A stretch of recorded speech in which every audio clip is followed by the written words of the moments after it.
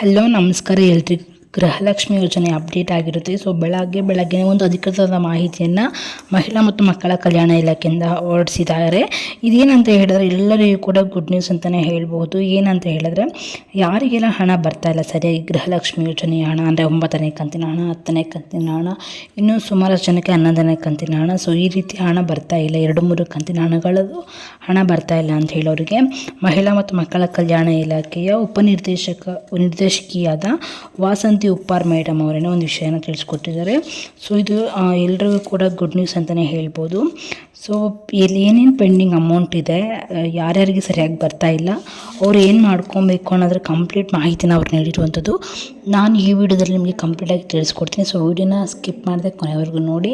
ಇನ್ನೂ ಕೂಡ ಯಾರೆಲ್ಲ ಚಾನಲ್ನ ಸಬ್ಸ್ಕ್ರೈಬ್ ಮಾಡ್ತೀನಿ ನೋಡ್ತಾ ಇದ್ದಾರೆ ಪ್ಲೀಸ್ ಸಬ್ಸ್ಕ್ರೈಬ್ ಮಾಡ್ಕೊಳ್ಳಿ. ಇಲ್ಲಿ ತನಕ ಯಾರೆಲ್ಲ ಚಾನಲ್ನ ಸಬ್ಸ್ಕ್ರೈಬ್ ಮಾಡಿ ಸಪೋರ್ಟ್ ಮಾಡ್ತಿದ್ರು ಅವರಿಗೆಲ್ಲರಿಗೂ ಕೂಡ ಥ್ಯಾಂಕ್ ಯು ಸೋ ಮಚ್ ಅಂತ ಹೇಳ್ತಾ ಇವತ್ತಿನ ವಿಡಿಯೋನ ಸ್ಟಾರ್ಟ್ ಮಾಡ್ತಾ ಇದ್ದೀನಿ. ಈಗ 1ನೇಯಿಂದ 10ನೇ ಕಂತಿನ ಹಣದವರೆಗೂ ಕೂಡ ಹಣ ಟ್ರಾನ್ಸ್ಫರ್ ಆಗಿದೆ.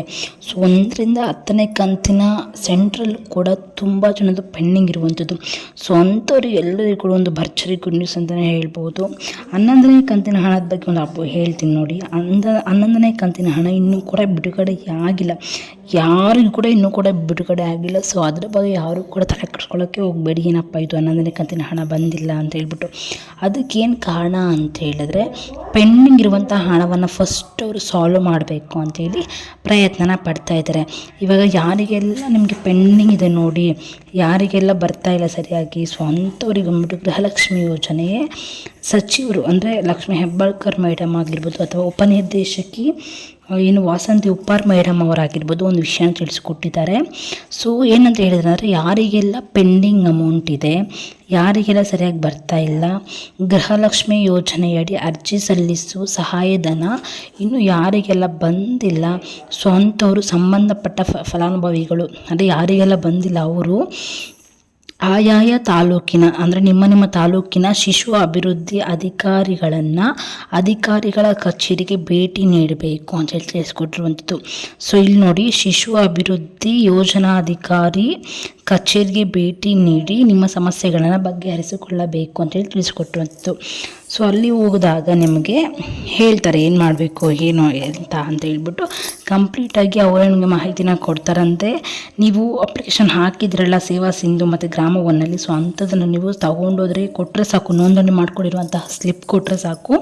ಅವರು ನಮಗೆ ಏನಕ್ಕೆ ಬರ್ತಾಯಿಲ್ಲ, ಯಾಕೆ, ಏನು, ಯಾವಾಗ ಬರುತ್ತೆ ಅನ್ನೋದ್ರ ಬಗ್ಗೆ ಕಂಪ್ಲೀಟ್ ಮಾಹಿತಿನ ಕೊಡ್ತಾರೆ ಅಂತ ಹೇಳ್ಬಿಟ್ಟು ಇಲ್ಲಿ ವಾಸಂತಿ ಉಪ್ಪಾರ್ ಮೇಡಮ್ ಅವರು ಕ್ಲಿಯರಾಗಿ ತಿಳಿಸ್ಕೊಟ್ಟಿರುವಂಥದ್ದು. ಸೊ ಇದು ಎಲ್ಲಿ ಬರುತ್ತೆ ತಾಲೂಕು ಅಂತ ಕೇಳಿದ್ರೆ ಏನು ಎಲ್ಲ ತಾಲೂಕು ಅಂದರೆ ನಿಮ್ಮ ಹಳ್ಳಿ ನಿಮ್ಮ ಏನು ಗ್ರಾಮಗಳಿರ್ತಾವೋ ಸೊ ಅಲ್ಲಿ ಒಂದು ತಾಲೂಕಂತೂ ಇದ್ದೇ ಇರುತ್ತೆ.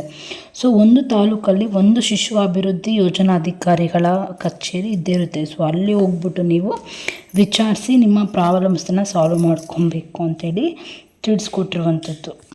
ಈ ಥರ ವೀಡಿಯೋಗಳನ್ನು ನೋಡಿದಾಗ, ಇನ್ಫಾರ್ಮೇಷನ್ ವೀಡಿಯೋಗಳನ್ನು ನೋಡಿದಾಗ ಜಸ್ಟ್ ನೋಡಿಬಿಟ್ಟು ಸುಮ್ಮನಾಗಕ್ಕೆ ಹೋಗ್ಬಾರ್ದು. ಏನು ಹೇಳಿದ್ದಾರೆ ಆ ವಿಡಿಯೋದಲ್ಲಿ ಅಂತ ನಾವು ಕ್ಲಿಯರಾಗಿ ಅರ್ಥ ಮಾಡಿಕೊಂಡು ಆ ಕೆಲಸವನ್ನು ಫಾಲೋ ಮಾಡಬೇಕು. ಆವಾಗ ಮಾತ್ರ ನಿಮ್ಗೆ ಹಣ ಬರುತ್ತೆ.